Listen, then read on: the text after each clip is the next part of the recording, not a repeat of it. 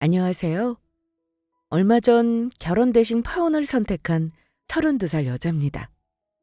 주변 누군가가 바람 안 피우는 사람은 있어도 바람 한 번 피우는 사람은 없다고 한 말이 문득 떠오르네요. 그때는 제가 그 말을 뼈저리게 체감하리라고는 생각도 못했거든요. 저의 파혼 결정에 친정 부모님이나 친구들은 헤어질 인연은 어떻게든 헤어지게 된다며 결혼 전에 진실을 알게 되어 차라리 다행이라고 하더군요. 하지만 1년이 지난 지금도 예비 신랑의 외도와 진상짓이 종종 떠올라 저를 괴롭힐 때가 있어요. 아직은 시간이 필요한 부분이겠죠. 사실 여전히 입 밖으로 제 파혼 얘기들을 꺼내기가 어렵긴 하지만 혹시나 저와 비슷한 처지에 있는 분들에게 힘이 될까 싶어 사연을 보냅니다. 버거울 만큼 바람둥이였던 전 약혼자를 속 시원하게 엿먹이고 복수한 제 이야기 시작할게요. 저는 부산에서 목욕탕을 하시는 부모님 밑에서 자매 중 막내로 컸습니다. 넉넉한 형편은 아니었지만 부모님 두 분이 자식 교육에 워낙 진심이었기에 저나 언니나 공부를 곧잘 하는 편이었어요. 수재였던 언니는 의대를 진학해서 의사가 되는 길을 택했고 저는 상경대를 나와서 부산에서 유명한 중견기업 인사과에 취직했죠. 거기까지 제 인생 전체를 돌이켜보면 평범하고 나름 하고자 하는 걸 이루고 살았구나 싶었는데 사람 살아가는 게 저만 잘한다고 탄탄대로는 아닌가 봐요. 한 남자를 만나 결혼을 약속하면서 평범하던 제 인생이 180도 변했거든요. 지연 씨 이번 양가 상견례 했다며? 사내 커플하면서 결혼까지 가기 쉽지 않은데 우리 드디어 국수 먹는 거야? 네, 이제 본격적으로 양가 허락받고 결혼 준비 들어가요. 둔 떠보니 결혼이라더니 제가 딱 그런 것 같아요. 요새 결혼 때문에 몸도 마음도 바쁘네요. 박대리랑 지연 씨가 만난 지 벌써 3년이라며. 지연 씨 입사하자마자 박대리가 자기 이상형이라고 대놓고 구애한 게 엊그제 같은데 시간 참 빠르다. 그러니까 회사 대표님이 보수적인 것도 있지만 여태 사내 커플들은 1년도 안 돼서 다 깨졌는데 지연 씨랑 박대리만 결실 보는 거잖아. 아무튼 결혼 너무 축하해. 감사해요. 팀장님이랑 이대리님은 결혼하신 기혼분들이니까 제가 준비하면서 조언 많이 구할게요. 결혼 준비 조언이랄 게 있나. 서로 의견, 가치관 잘 맞춰서 준비하면 되지. 결혼이라는 건 직접 겪어봐야 하는 일이라 남이 훈수 둔다고 될 일 아니야. 맞아. 지연 씨 야무진 거 우리 회사 사람 중에 모르는 사람 있어? 대표님도 지연 씨 일 잘한다고 인정하잖아. 은근 허당끼는 박들이 잘 살펴서 좋게 좋게 준비 잘해. 회사에 입사를 하고 한 달 만에 저는 영업팀 박상철이라고 하는 대리님과 사귀게 됐어요. 박 대리님은 저보다 한 살 연상에 주로 외근직을 나는 타 부서 사람이었고 저와 접점이 없는 분이었지만 회사 창립 기념일 뒷부리에서 인연이 되어 교제까지 가게 된 거였죠. 저는 조용하고 내성적인 반면에 남자친구는 인간관계가 넓고 어디에서든 사람 속에 있는 인기인이었죠. 반대가 끌린다더니 사람들에게 유머러스하고 할 말 딱딱하는 남자친구가 그때는 대리만족 겸 참 매력적인 성격으로 보였어요.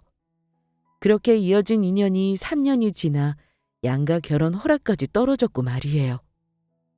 예비 신랑과 연애할 때는 몰랐는데 결혼 허락 받으면서 양가 인사를 다니다 보니 시부모님도 동네에서 슈퍼를 오랫동안 운영하셨고 저희 친정과 비슷한 면이 많더라고요. 양가 한쪽이 너무 기울거나 과한 면 없이 무리한 혼수 요구나 반대가 없던 것이 무엇보다 좋았어요. 특히 너그럽고 편한 시부모님이 좋아서 저는 결혼하고 시댁에 합가해서 살겠다고 제가 먼저 제안을 했을 정도였어요. 저는 언니라도 있었지만 남자친구는 외동에 그마저도 회사를 다닌다는 핑계로 혼자 나와 살고 있었거든요. 모르긴 몰라도 예비신랑도 제가 시부모님을 좋아하고 따르는 것에 꽤나 만족하고 좋아하는 눈치였어요. 시부모님이 저를 너무 예뻐하신 건 두말할 것도 없고요. 그렇게 회사를 다니면서 결혼식장 예약부터 신혼여행, 혼수, 예물, 예단 준비를 다 하다 보니 결혼 2달 정도 남기고 회사 사람들에게 청첩장을 돌리게 됐었죠. 제가 속한 부서 사람들부터 예비 신랑, 저와 접점이 있는 사람들에게 청첩장을 며칠간 나눠주다 보니 회사 사람들 전체를 만난 것만 같은 피곤함이 몰려왔어요. 그런데 그때 저와 몇 번이나 얘기도 나누고 안면이 있는 여직원 한 명이 제 청첩장을 봤더니 표정이 굉장히 어두워지더라고요. 다른 직원들은 청첩장을 받고 예의상으로라도 축하한다는 말을 건네주었는데 이 직원은 갑자기 저를 보고 굉장히 슬픈 얼굴을 하는 거예요.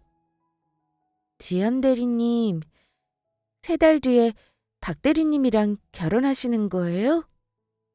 네, 원래 회사에는 1달 전에 청첩장 돌리려고 했는데 마침 그때 일이 바쁠 것 같아서 미리 돌리는 중이에요. 시간이 참 빨라요. 결혼 준비 시작한 게 1년 전인데 벌써 3달 남았네요. 결혼 결정에 후회는 없으세요? 왜 다들 결혼 전에 메리지 블루라고 우울함 같은 게 찾아온다고 하잖아요. 저는 딱히 그런 면은 없었던 것 같아요. 오히려 일하고 바쁜 와중에 준비해서 부족한 감이 있나 걱정하는 정도네요. 저는 이 대리님이 제가 1년 전에 입사했을 때 신입이라고 잘 챙겨주시고 말도 많이 걸어주셔서 늘 고마움이 많아요. 그래서 누구보다 행복하셨으면 좋겠어요. 그랬구나. 말이라도 고마워요. 저도 샛별씨 참 좋아해요. 앞으로도 회사 일 때문에 고민 있으면 나한테 언제든 말해요. 그 여직원은 제가 워낙 신입일 때부터 챙겨주던 후배 직원이었고 명랑하고 귀여운 여동생 같아서 제가 엄청 예뻐라 했었거든요. 평소에는 인간 비타민같이 상큼하고 밝던 사람이 제 결혼을 아쉬워하는 건지 걱정이 되는 건지 저를 짠한 얼굴로 바라보는데 기분이 묘했어요.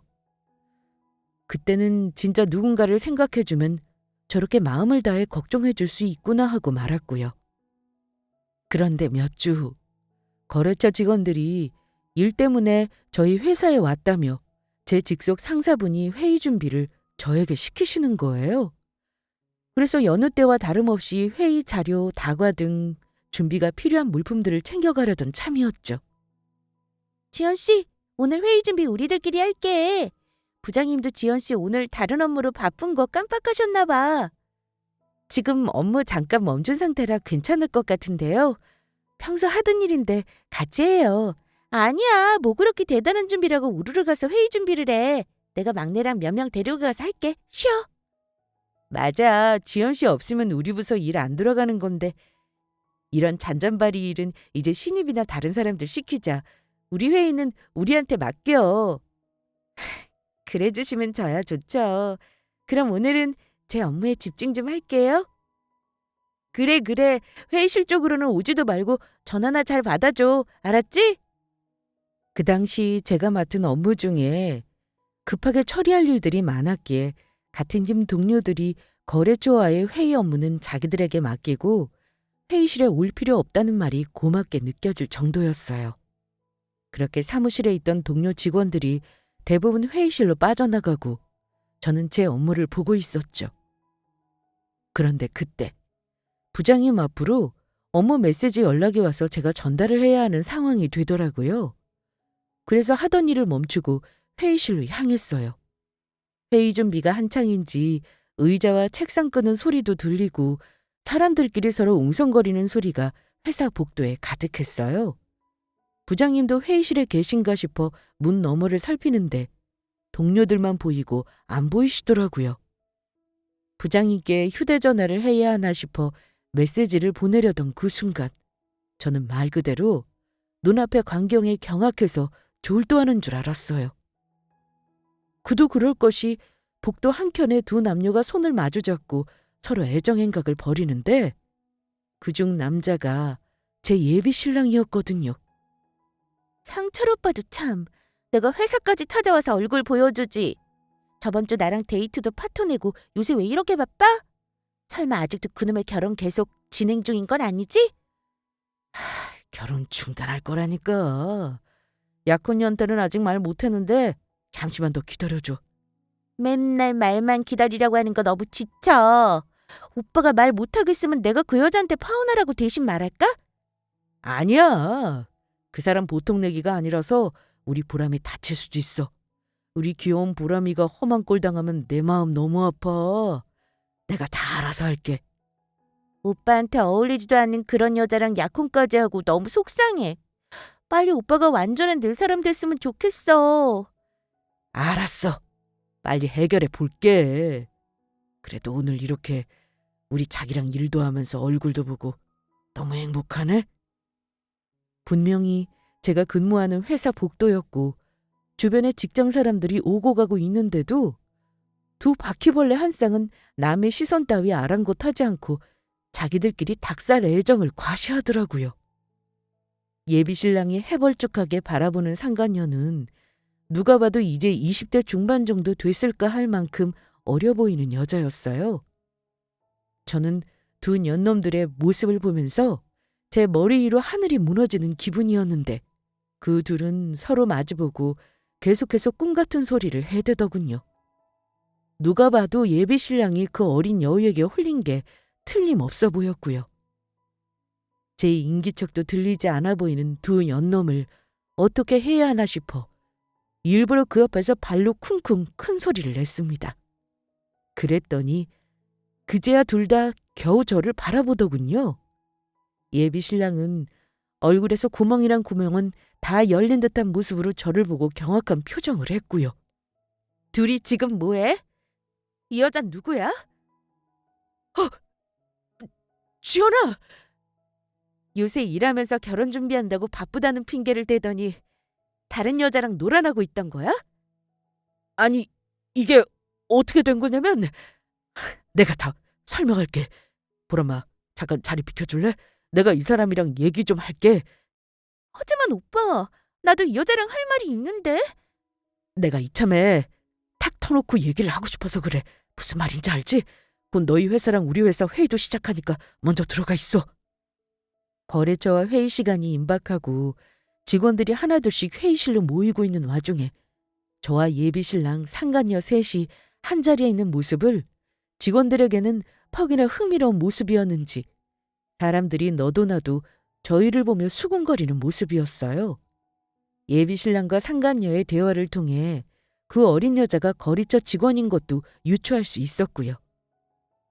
기가 막혀서 나랑 결혼 3달 앞두고 거래처 직원이랑 바람났니? 박상철! 당신 미쳤어?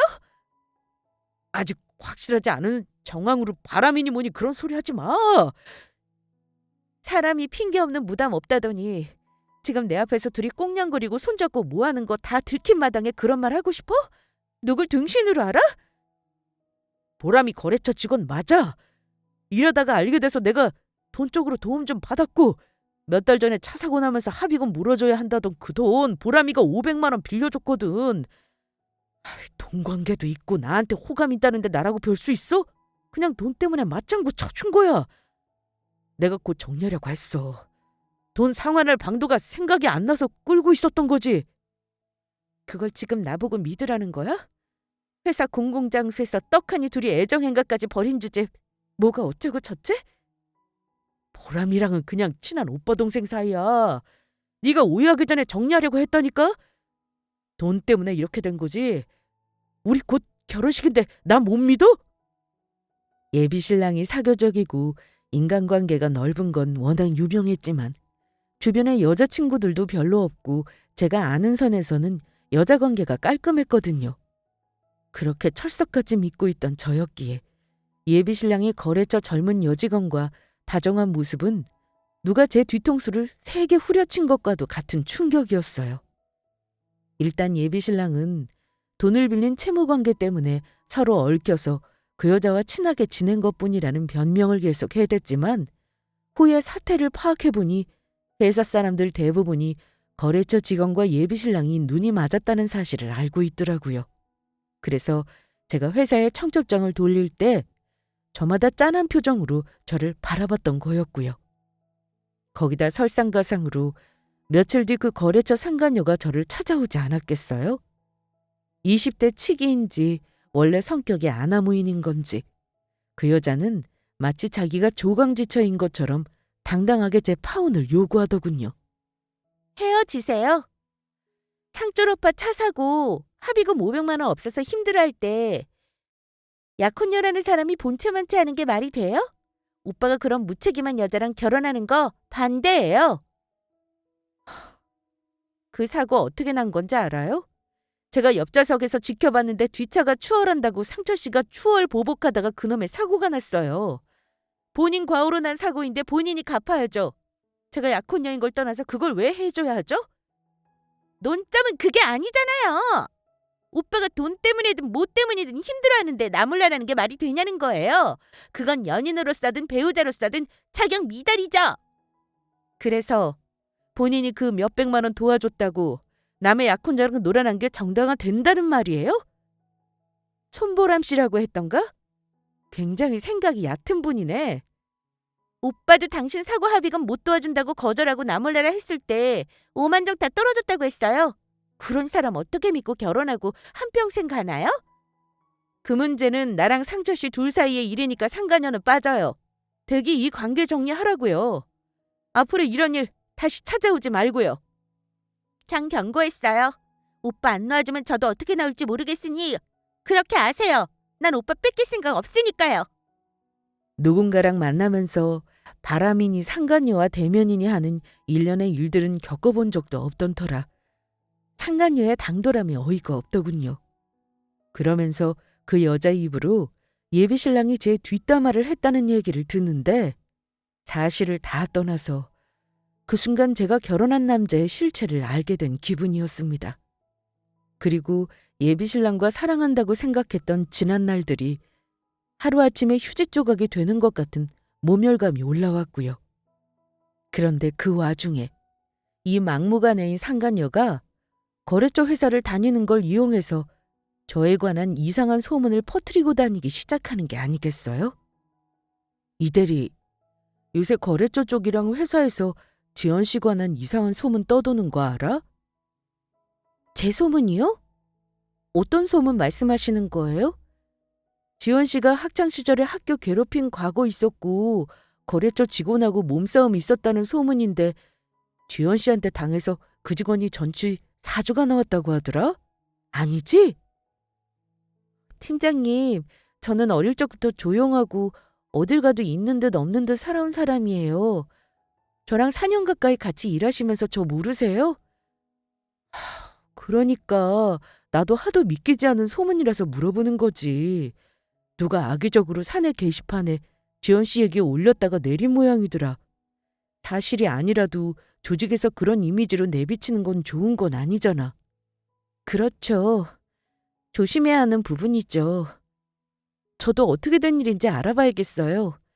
그래, 박 대리는 뭐라 얘기 안 해? 요새 외근이 바쁜지 도통 우리 부서에 안 찾아오네? 일이 많이 바쁘대요. 저도 요새 얼굴 자주 못 볼 정도고요. 팀장님 말씀 감사해요. 주의할게요. 그날 직장 상사를 통해 제 소문을 들은 것도 기가 막히고 사실이 아닌 걸 버젓이 회사 게시판에 누군가 올렸고 직장 사람들이 그걸 알고 반신반의한다는 것도 꽤 타격이 크더라고요. 이게 무슨 유치하고 더러운 짓인가 싶었는데 누가 저에게 해코지를 했을지 단번에 짐작이 가기는 했어요. 상간녀가 일전에 저보고 예비신랑과 파혼하지 않으면 가만 안 있을 거라는 말을 하더니 이런 깜찍한 짓거리를 꾸민 모양이었죠. 저는 제 소문에 대해 말도 안 되는 일이라고 주변에 수습했고 잠시 서로 관계에 시간을 갖자고 한참이지만 방관하듯이 가만히 있는 예비신랑에게 너무 실망했어요. 분명 제 얘기를 들었을 텐데도 같이 수습은 안 해주고 되려 나 몰라라 발을 빼더라고요. 사내 게시판에 나에 대한 거짓 소문 퍼뜨린 거 보람인가 뭔가 하는 개짓이지? 아무리 지금 나랑 잠정적 결혼 보류라지만 상철 씨는 그런 걸 보고 그냥 보고만 있었어? 그럼 내가 뭘 어떻게 해? 보람이가 했다는 증거도 확실치 않고 네가 학창시절 문제 있었고 보람이랑 몸싸움 있었는지 없었는지 확실치 않잖아. 확실하지도 않은 일에 내가 나대서 뭐해? 이제 진짜 나랑 관계 정리할 건가 보네? 회사 사람들 우리 결혼할 사이라는 거 다 알고 있는데 신랑이 가만히 있는 게 얼마나 이상해 보일지 몰라? 마치 내 소문들이 다 사실인 것처럼 보일 수도 있다는 건데 그렇게 반감만 해? 우리 결혼 잠시 보류하자고 한 것도 너고 나랑 보람이 사이 의심하고 바람났다고 난리친 것도 너야. 너가 해달라는 대로 다 해줬는데 나보고 뭘 더 어떻게 하란 말이야? 그렇게 사람 좋은 척 인간관계 좋은 척 하더니 결국 날 핑계로 본인 바람난 거 덮으려 드네?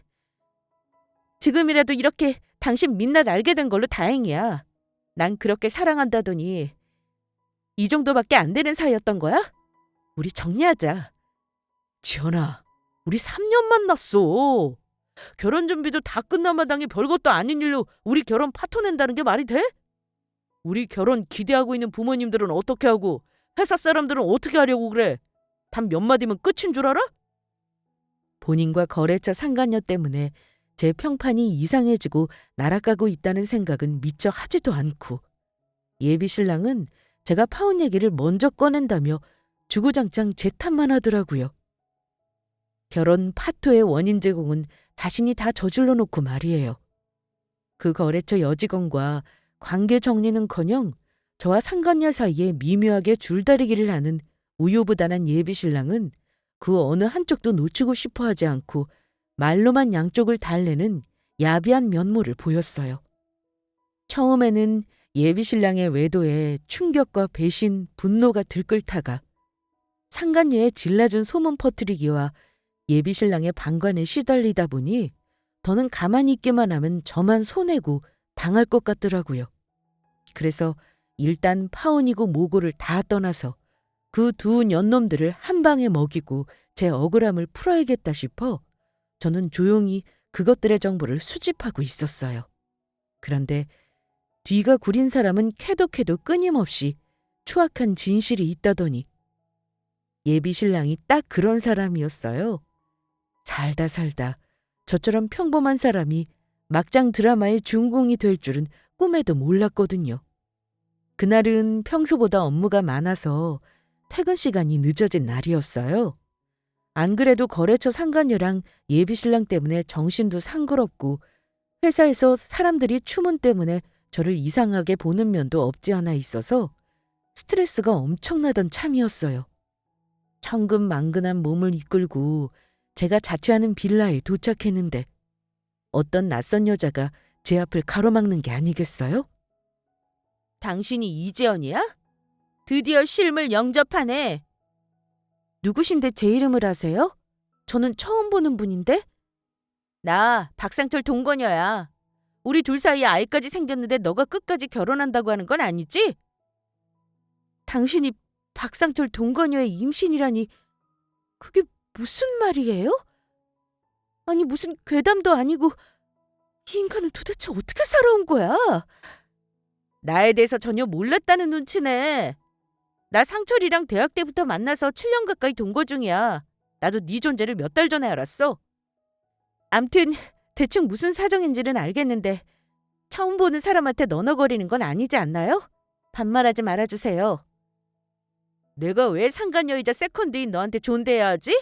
그리고 네가 나보다 한참 어리다고 들었는데 다 필요 없고 당장 결혼 무효 선언하고 상철이한테서 떨어져. 처음 보는 여자가 저를 다짜고짜 찾아와 예비 신랑이 아이를 가졌다며 두툼한 외투를 열어젖히는데 저는 그 모습을 보고 기절하는 줄 알았어요. 옷으로 가려져서 처음에는 몰랐는데 그 여자는 한눈에 봐도 홀몸이 아니더군요. 배가 꽤나 불렀고 임신에 관해 문의 아닌 제가 봐도 5, 6개월은 돼 보였어요. 거래처 어린 상간녀에 이어 예비 신랑과 7년 된 관계라는 임신한 또 다른 상간녀를 마주하자 저는 도대체 전생에 내가 무슨 죄를 지었길래 이런 업을 겪어야 하나 싶을 정도더라고요. 무슨 산 넘어 산도 아니고 앞으로 또 무슨 일이 일어날지 겁이 날 정도였어요. 자신을 박상철의 사실혼 관계에 있는 동거녀라고 소개한 여자의 말을 들어보면 사정은 이러했어요. 제 예비신랑과 동거녀는 4살 연상 연하 커플로 대학 때부터 사귀었는데 시부모님이 동거녀가 나이도 4살이나 많고 부모도 없는 집안이라 교제 자체도 반대한 모양이었어요. 하지만 둘의 사이는 견고했고 시부모님 몰래 만난 관계가 여태까지 이어져 7년이 넘어버렸던 거죠. 그리고 임신까지 하게 된 마당에 박상철과 결혼을 하자는 말이 서로 나왔다가 동거녀가 공식적으로 결혼 준비를 하고 있는 제 존재를 알게 됐던 거였어요. 그 일로 박상철과 동거녀는 한 차례 다툼을 했고 시부모님이 저를 공식적으로 집안 며느리로 인정했다는 걸 알고서 다급한 마음에 결혼을 막으려 저를 찾아오게 되었던 거고요. 좋아요. 그런데 박상철 씨와 당신이 진짜 사실혼 관계인 걸 내가 어떻게 믿죠? 그냥 하는 소리일지도 모르잖아요. 내가 결혼을 파토낼 정도면 확실한 증거를 보여야 하는 게 우선이지 않겠어요? 나랑 상철이 관계는 우리 주변의 오랜 지인들은 다 아는 기정사실이야. 그리고 무엇보다 확실한 증거는 내 뱃속에 있는 우리 아이고. 그런 말이나 정황은 소용없고 둘의 관계를 정확하게 보여주는 증거들을 보여줘요. 그럼 믿고 파혼할 테니. 단 확실하게 파혼 선언할 때까지 상철 씨한테는 비밀로 하고요. 좋아. 그럼 지금 나랑 우리 집으로 가. 거기 가면 당신이 믿을 만한 증거들이 잔뜩 있을 테니까. 이미 예비 신랑과 거래처 상간녀 때문에 파혼을 마음먹은 상태였고 한 방 먹일 계획을 준비하는 차였으니 임신한 또 다른 상간녀가 제 눈앞에 나타난 건 말 그대로 제게 천우신주의 기회였어요. 파혼을 기정사실화할 만한 증거와 어쩌면 손대지 않고 코를 풀 수 있는 절호의 기회 말이죠. 저는 임신한 동거녀를 따라 박상철과 함께 사는 집이라는 곳을 갔어요. 10평 남짓한 작은 투룸의 집에는 아기 용품들과 더불어 박상철과 동거녀의 오랜 세월을 증명하는 사진들, 물건들로 가득하더라고요. 동거녀는 제가 짐짓 충격받아 하는 모습을 보더니 뭐가 신이 나는 건지 말도 안 했는데 두 사람의 사실혼 관계를 증명할 만한 것들을 잔뜩 꺼내 보였어요. 개중에는 임신한 모습으로 둘이 찍은 사진부터 커플링, 결혼하자고 약속하는 프로포즈 자필 편지 등 마음 내려놓고 보고 있는데도 분노가 치밀어 오르는 것들이 한두 개가 아니더라고요. 저랑 3년 만나고 결혼 준비를 하면서도 이 여자랑 이런 짓거리를 했을 예비신랑을 생각하니 쓴물이 올라오는 기분이었어요. 저는 동거녀 덕분에 소기의 목적을 달성하며 파혼을 위한 증거들을 몇몇 챙겨들고 그날은 그냥 돌아왔어요. 그리고 진짜를 위한 복수를 다시 설계했죠. 그 후 예비신랑은 회사에 몇 번 마주쳤지만 동거녀가 제 말대로 비밀로 했는지 전혀 모르는 눈치더라고요. 앞으로 어떤 일들이 터질지도 모르고 예비신랑은 여전히 저와 결혼하겠다고 설득 아닌 설득을 하면서 그 가증스런 연기를 끝까지 하더군요. 임신한 동거녀가 저를 찾아오지 않았다면 저는 진짜 한 치 앞도 못 보고 어쩌면 이 쓰레기 같은 놈의 입에 발린 소리에 홀라당 넘어갔을지도 모르죠. 하지만 조상님의 보살핌과 하늘의 보호 아래 저는 다행히 이 사기꾼에게 벗어날 수 있었어요. 그리고 일주일 후 저는 상간녀들과 예비신랑을 위한 판을 짰고 그날은 몇 년이 지난 지금도 회사에서 회자가 될 정도의 일이 터져버렸죠.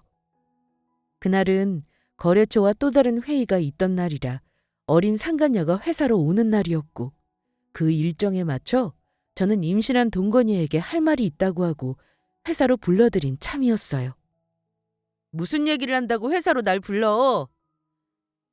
저번에 집까지 저를 데리고 가서 박상철과의 관계를 증명했으니 이제는 내가 돌려주고 싶어서요. 저는 박상철 씨 깨끗하게 포기할게요. 그쪽에 아이도 가졌다고 하니 박 대리님과 결혼도 하고 잘 됐으면 좋겠는데 그런데 한 가지 문제가 있어요.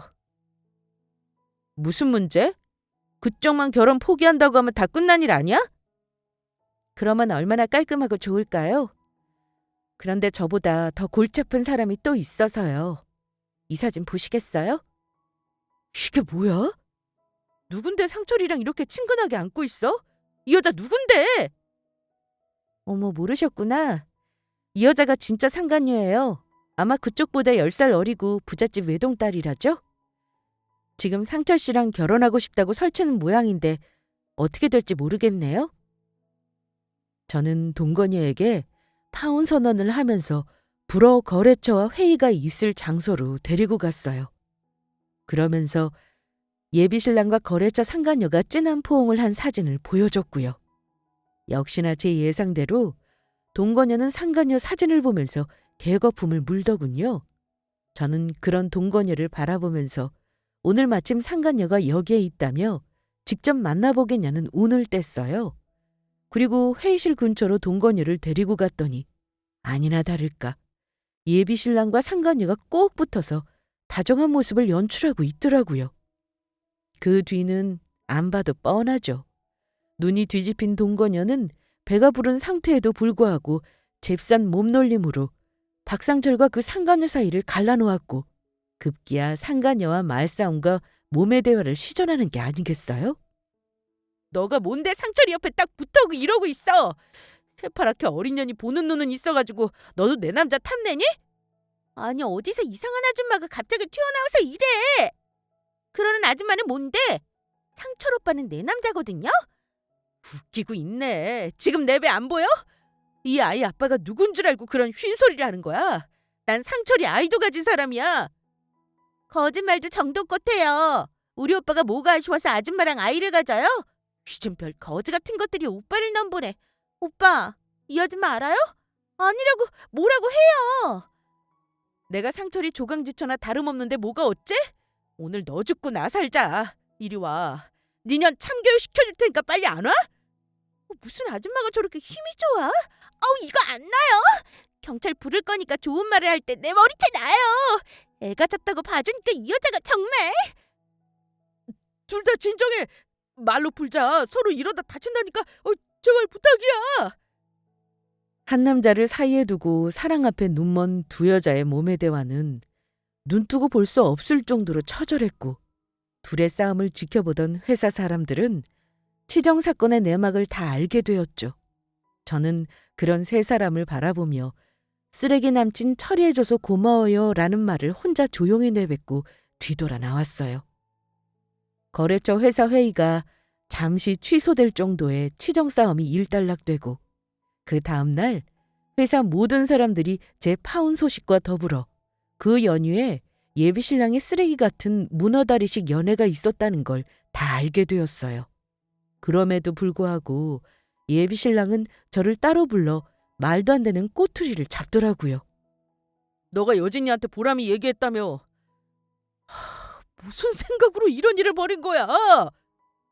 나랑 파혼하고 정리만 하면 될 일을 일부러 다 엿먹으라고 일을 키운 거야? 어머, 누가 들으면 내가 그런 치정 싸움을 만든 사람인 줄 알겠어. 그렇게 여러 여자 동시에 만나고 다닌 사람이 이런 일이 일어날 줄 몰랐다고 바보 같은 소리 하는 건 아니지? 이게 다 너 때문에 터진 일이잖아. 네가 책임져. 보람이랑 여진이 둘 다 지금 날 가만 안 두겠다고 난리야. 회사 사람들도 난리고. 날 왜 이렇게 곤란하게 만들어? 네가 뭔데? 내가 할 소리 네가 하냐? 나도 네 피해자야. 많이 참고 봐주고 있는데 어디서 내 탓을 하고 있어?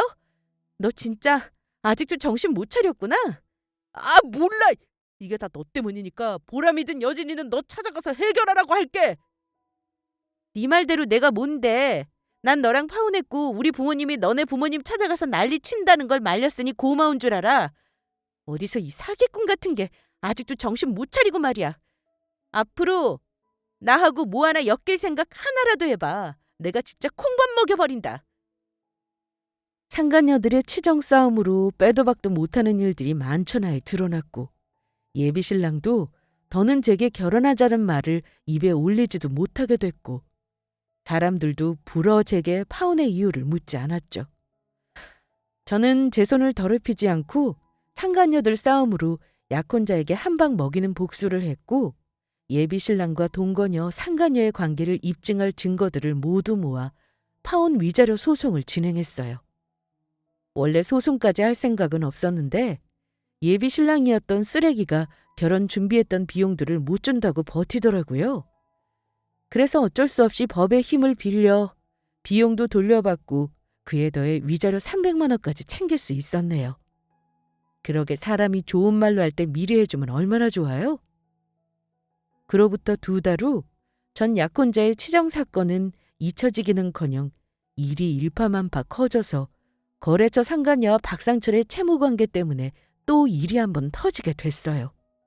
상간녀는 제가 박상철과 결혼 준비한다고 했을 때까지는 기세 좋게 파혼하라고 협박할 정도로 나왔다가 임신한 7년 동거녀가 있다는 걸 알고 태세 전환을 했던 모양이에요. 그날 치정 싸움을 하다가 자신도 거래처 회사 사람들에게 상간녀로 알려져 곤혹을 치르게 됐고 빌려준 돈 500만 원도 못 돌려받자 그 집안 부모님들도 알게 되고 일이 커져버렸던 거죠. 그래서 회사로 그 집 아버지가 찾아와 박상철의 멱살을 잡고 돈 갚으라고 난리를 쳤고 그 모든 정황을 알게 된 대표님이 박 대리를 회사에서 잘라버렸고요. 행실이 안 좋은 직원은 필요 없다는 말로 대표님이 그 자리에서 결단을 하신 모양이었어요. 그리고 모르긴 몰라도 후에 들어보니 거래처 회사에서 그 상간녀도 잘리고 한 차례 난리가 있었다고 하네요. 서로 좋아 죽고 못 산다던 그 둘은 그렇게 채무관계 때문에 법정 소송까지 갔다고 하니 돈 몇 푼 때문에 진흙탕 싸움까지 간 그 사정이야 빤하죠. 지연 씨, 이제 꽤 지난 일이니까 내가 말하는 건데 그때 그 박 대리랑 결혼 안 한 게 얼마나 천만다행이야? 사람 겉만 보고 모른다더니 진짜 그런 사람일지 누가 알았겠어. 그러게요, 팀장님.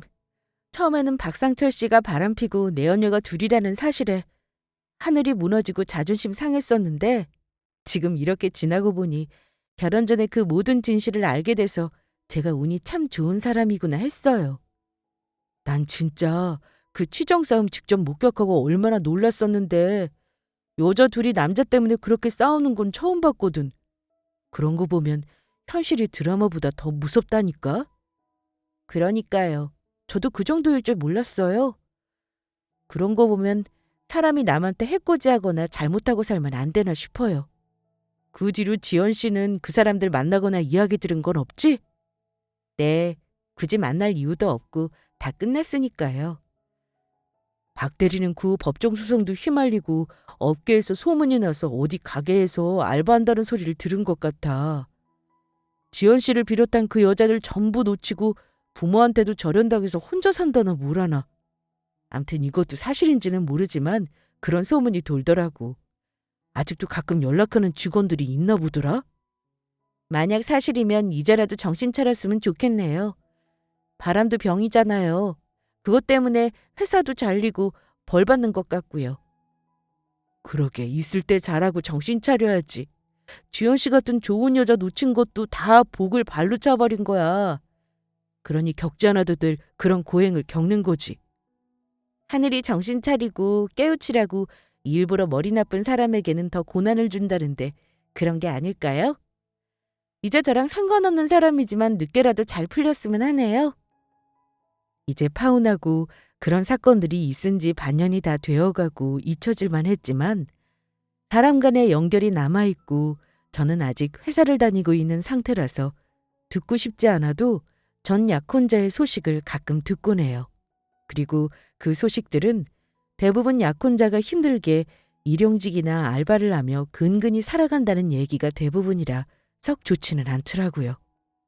그래도 어쩌겠어요. 이 여자 저 여자 홀리고 다니며 자기 인생을 자기가 꼬아버린걸요. 그렇게 말도 꺼내기 싫은 제 결혼이 파토가 나고 시간이 1년이 흐르고도 예비신랑의 만행에 나름 충격이 컸던 모양인지 여파가 오래가더군요. 결혼이나 파혼이라는 말만 어디에서 들어도 깜짝깜짝 놀라고 진저리가 처지고 한동안 누군가를 만날 생각도 결혼 생각도 없어지더라고요. 그래서 주변 사람들이 누굴 소개시켜준다고 하고 부모님이 선자리를 알아보고 오셔도 묵묵부답으로 반응도 안 했어요. 그러다 제 나이 31살에 우연히 참석한 동창회에서 지금의 남편을 만나게 됐어요.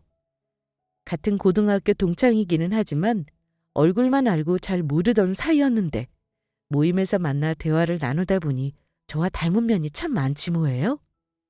숫기가 없는 친구였지만 어딘가 친근함이 느껴졌고 인연이란 신기한 게 그냥 자연스레 눈 떠보니 결혼식장이고 신혼여행을 가고 있었어요. 지금 제 옆에 있는 남편을 생각하면 그때 전 약혼자와 결혼하지 않기를 잘했다는 생각이 새삼 드네요. 그렇지 않았다면 지금의 안정감과 신뢰는 없었을 테니까요.